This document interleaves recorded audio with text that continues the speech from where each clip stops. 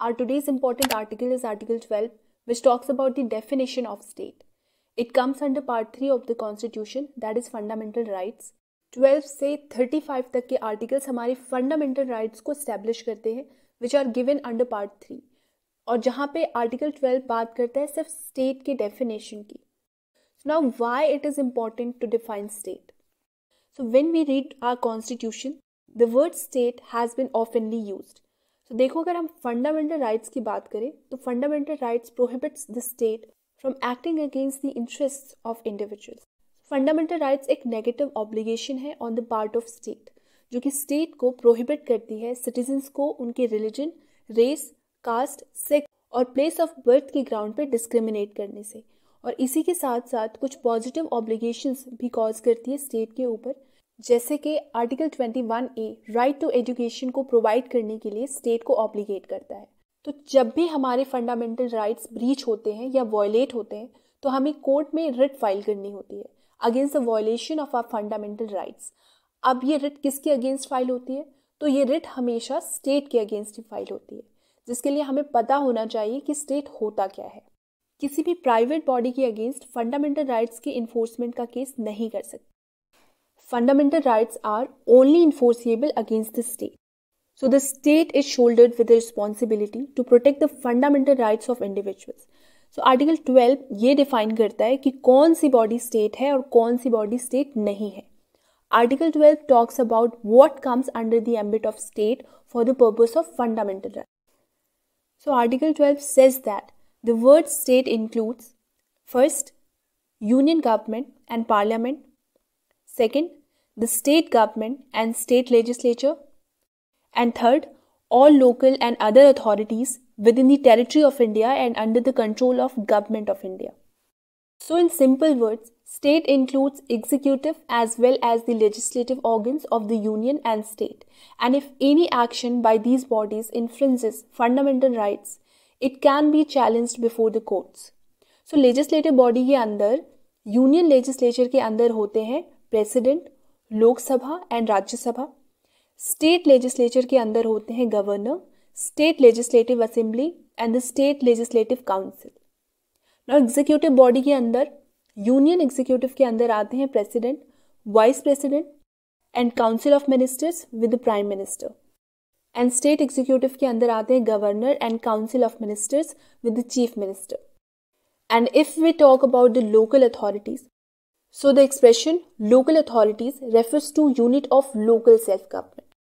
Section 3 subsection 31 of the general clause act 1897 defines local authority as local authority shall means municipal committee, district board, panchayats, body of post commissioners, improvement trust and mining settlement boards or other authority legally entitled to or interested by the government with the control or management of a municipal or local fund. So basically जो local areas में governing bodies होती है जैसे कि municipalities, पंचायती institutions, municipal corporations, ये सारे local authority के अंदर आते हैं. So there are 3 levels of government in our country. Central level पे सेंट्रल गवर्नमेंट, स्टेट लेवल पे state government and district level पे डिस्ट्रिक्ट गवर्नमेंट, जिसे कि हम लोकल सेल्फ गवर्नमेंट भी कहते हैं.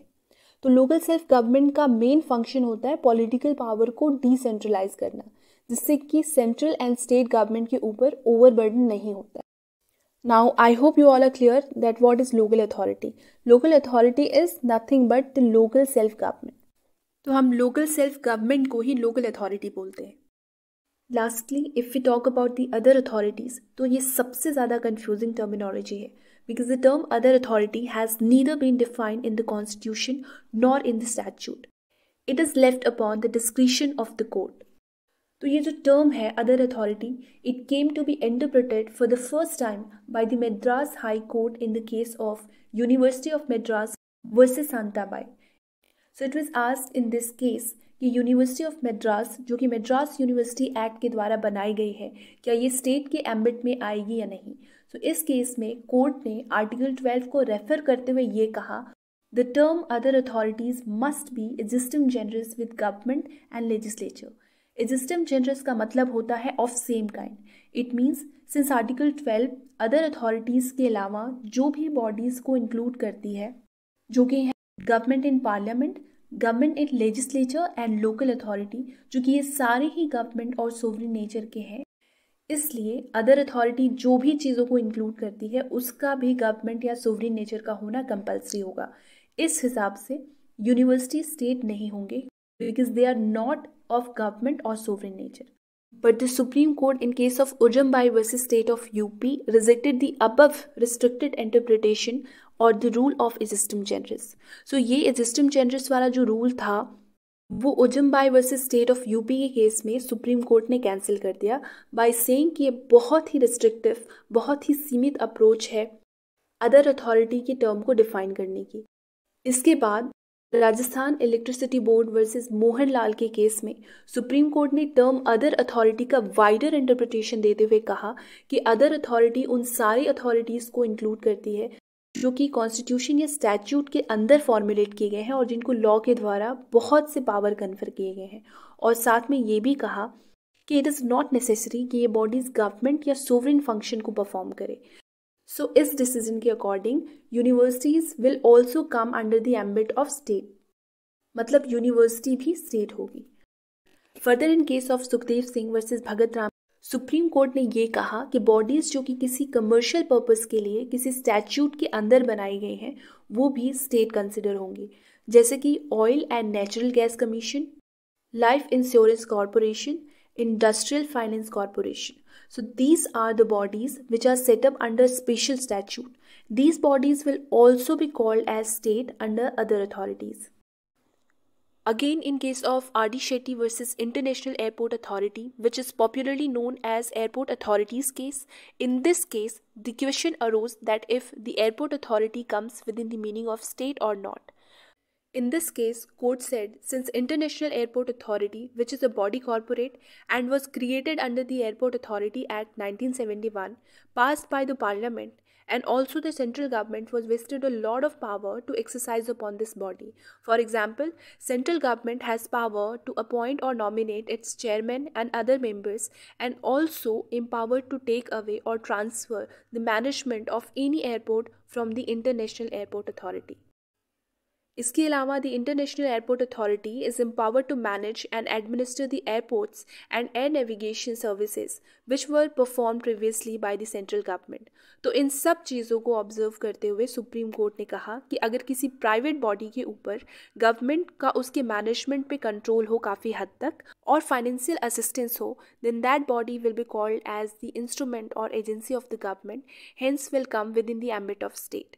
इसलिए एयरपोर्ट अथॉरिटी भी स्टेट होगी अंडर द अदर अथॉरिटी, फिर चाहे वो सोवरेन या गवर्नमेंट फंक्शन को परफॉर्म करती हो या नहीं. Further in case of Som Prakash versus union of India, court ने 5 क्राइटेरियाज दिए ये डिफाइन करने के लिए कि कोई बॉडी स्टेट है या नहीं. With the first one is that financial resource should be the chief funding source. Second, functional character should be of governmental nature. Third, the absolute control should be in government's hand. Fourth, there should be a prior history कि जो activity अभी new body कर रही है वही activity पहले government कर रही थी. And lastly, new body needs to hold some authority और commands. Finally, Ajay Hasia versus Khalid Mujid के केस में सुप्रीम कोर्ट ने कहा कि कोई भी बॉडी स्टेट है या नहीं ये डिटरमाइन करने के लिए ये देखना ज़रूरी नहीं होता है कि वो बॉडी गवर्नमेंट या सोवरेन फंक्शन को परफॉर्म कर रही है या नहीं और किसी स्टैट्यूट के अंदर फॉर्मुलेट हुई है या नहीं, बल्कि हमें ये देखना होता है whether that body is acting as an instrument or agency of the state or not. If so, then that body will be called as state under the other authority. Finally, इस केस में court ने 6 ऐसे criterias दिए which help us to decide कि कौन सी body state है और कौन सी बॉडी स्टेट नहीं है. Where the first one is that entire share capital is held by the government. Second, financial assistance by the government. Third, monopoly status should be protected by the government. Fourth, deep and pervasive state control. Fifth, functions should be of governmental nature. And sixth, the department of government is transferred to that body. So now this is very clear that state includes legislative as well as executive body. But does state also includes judiciary under Article 12? So in case of Prem Chand Garg versus Excise Commissioner, the Supreme Court said that judiciary, while exercising its rule-making power, should be included within the definition of state under Article 12. Finally, Supreme Court in case of AR versus RS Naik held that the court cannot pass an order or issue a direction which would be violative of fundamental rights. So in view of the above cases, we can say that state under Article 12 includes judiciary also. I hope this video has helped you to understand the scope of state under Article 12. So this is it for today. Please do comment below your feedbacks, doubts and suggestions.